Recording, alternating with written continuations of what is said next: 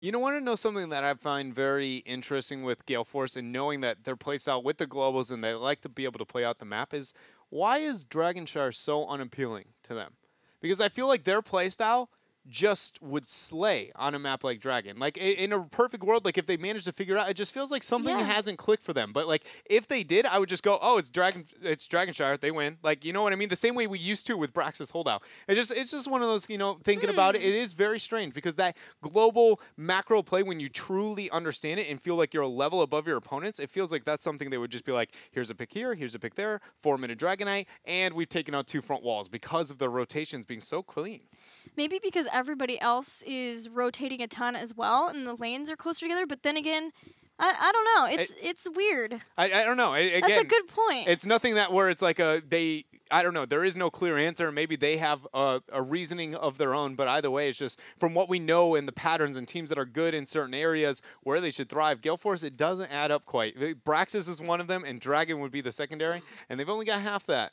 I don't know. It's just interesting to see that. Well, they got through Braxis with a win, so they have their first win necessary to be able to take this series out. We will soon know the battleground for game number 2. In fact, we know it right now, so we can head over to it. Superstars has chosen first pick, which means Gale Force picked Infernal Shrines.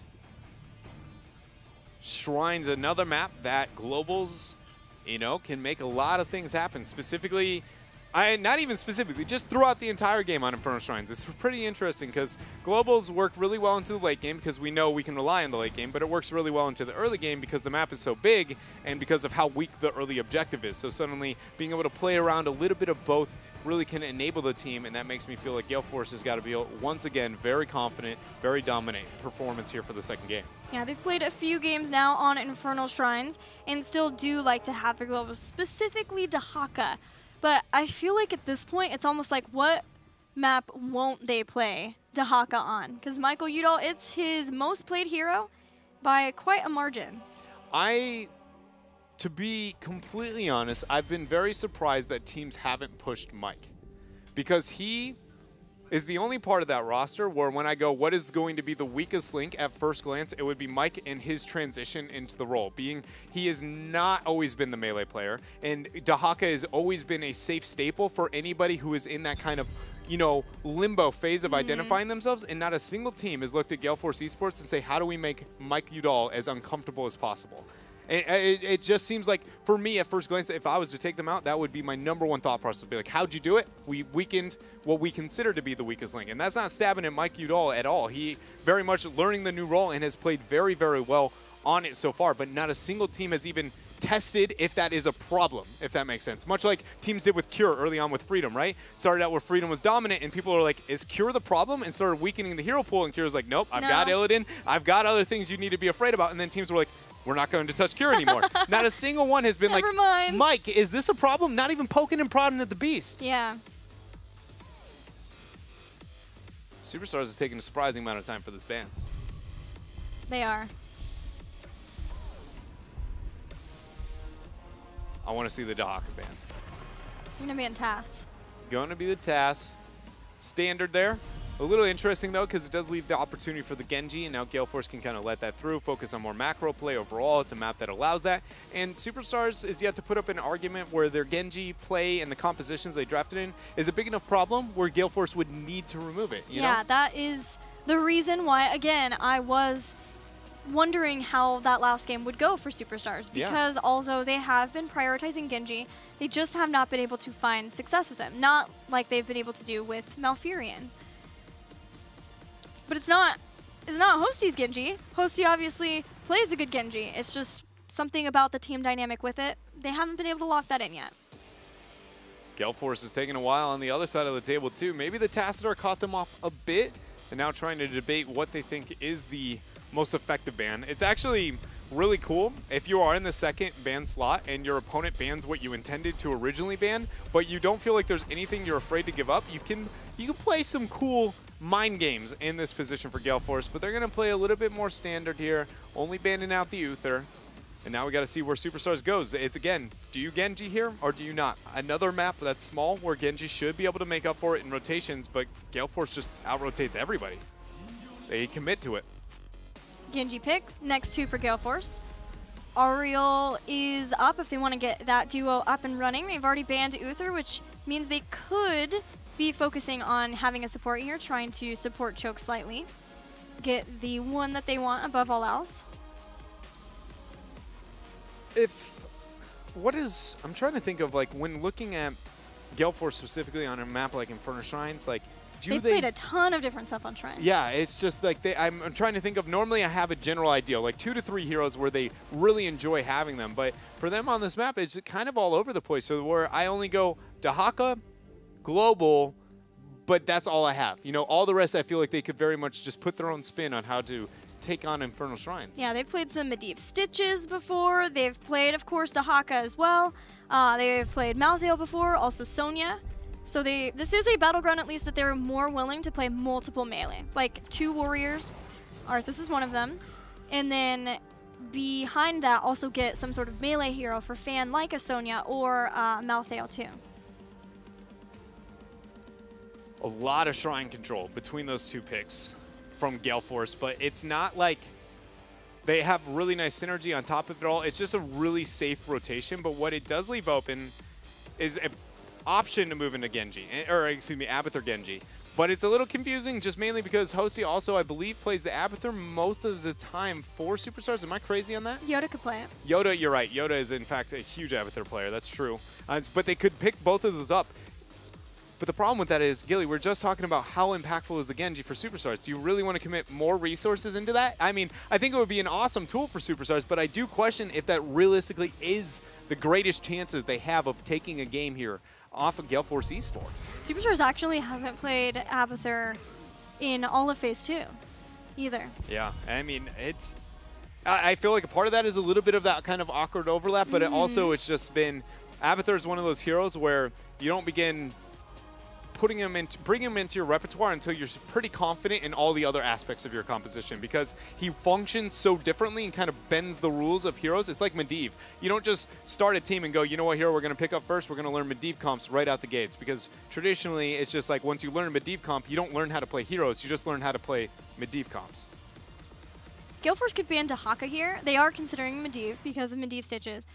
But if they wanted to see past the Stitches plus Arthas or Dahaka, that has been everything that Superstars has played, as long as they have switched Stray back to playing a warrior. But in this case, they want to make sure that the targets that they do indeed attack are vulnerable. So no Medivh, no kidnapping of any targets either. Another Illidan ban, which means, again, Dahaka is an option for Gale Force if they wanted. I want to know how many globals they are going to commit to on a map like Shrines. I feel like 1, I expect. 2 is possible. But whether or not they make it through the fall set or the Brightwing itself, it's just a map where double global play doesn't provide that much, because it's very rare you get yourself in a circumstance where you have an objective on one aspect and another one, to where it's the trade-off, you know, we're pressing your keep while we're also winning the game elsewhere, because there is no boss on a map like Shrines, and it does play so very, very slow. A new Barak and what? It's either Dahaka and Kaf plays Arthas, or a noob. Yeah. And Mike plays the Arthas. Yeah, the noob makes the most. Okay, so Dahaka. I was going to say a noob makes the most sense when looking at the composition overall, but they go back to the Dahaka. And then Rhaegar for Akka. This comp, every single person has shrine control. Dahaka is probably the lowest. I say that not because maybe his is the slowest race potential overall, but when compared to everybody else in his role, he's on the smaller end. There's a lot of warriors that can get pretty good clear, support those sitting at the top of it. I mean, they just have a global, and they've got a lot of pressure, and their synergy across the board with their comp. I mean, again, Superstars has a synergistic comp, but a lot of it is very high skill cap, and it's I'm very scared for them in this game. So what does Airhub play now? Leo. If they pick Leo, I feel like they have to Gul'dan behind it. They need a consistent, slow, massive damage dealer that provides shrine control, and the only one at first glance is the Gul'dan, and that still is such a risky hero in the modern meta of North America. Malthael is one. Oh. So Malthael instead of the Ghoul. Interesting, because Now it's a double dot with Genji in the reset. So Superstars did commit to the Genji priority, you know, with the pickup, and still willing to rely on Hosty to be able to get those kills, but they're doing it in a different way than the Abathur had itself, but moving more into the Malthael Gul'dan prep. Now, I wonder if Yoda will play Malthael or if that will be something that Erho plays. We'll find out soon. Final pick for Gale Force, though. Likely some sort of ranged backliner. Li Ming is still up.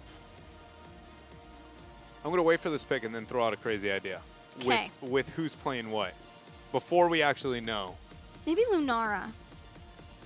Lunara would be okay overall, high damage output. Realistically, they just need somebody who doesn't get blown up. I don't mind the idea of a Tychus here too, but I agree with you. Lunara makes a bit more sense according to what we've seen in North America. Although I think I like Li Ming the best. Ooh. A Thrall. Okay. Another case, Gale Force definitely now, we can say confidently, like to have more melee-focused compositions on Infernal Shrines. Yeah, it's just now with 3 of them there together, they're going to have the Earthquake to be able to set a lot of things up there. Specifically what I wanted to address when talking about Superstars. What? Is it Earthquake Bloodlust? I mean, it could be. I don't know if There's I'm going to no go. gust. I mean, they also have a slow with the Arthas to be able to keep things locked down even more. Greymane does pretty well with that. Dahaka isn't that afraid of it. There's Twilight Dream, Bile, Tormented.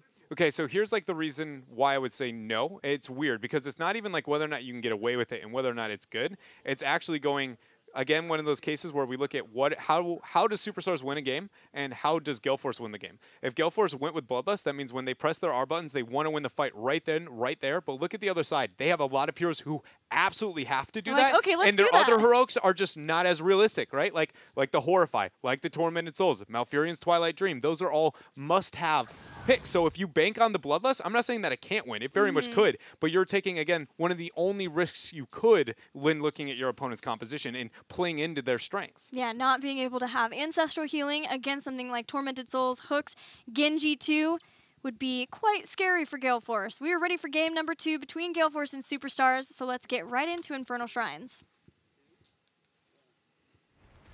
What I was originally going to throw out, sadly we now know who is going to be playing what, but what I wanted to throw out was the idea that I wanted to see Yoda playing the Genji, and we're yet to be able to move the cam over. We'll see if that was. I think that would be one of the coolest transitions for them as a group. If he moved him onto those high-impact resets heroes, we see what he can do with the Li Ming, and then Hosty, in the past, has played things like the Zarya. You know, he's comfortable with those melee, beefy, cross-supporting, and different roles overall.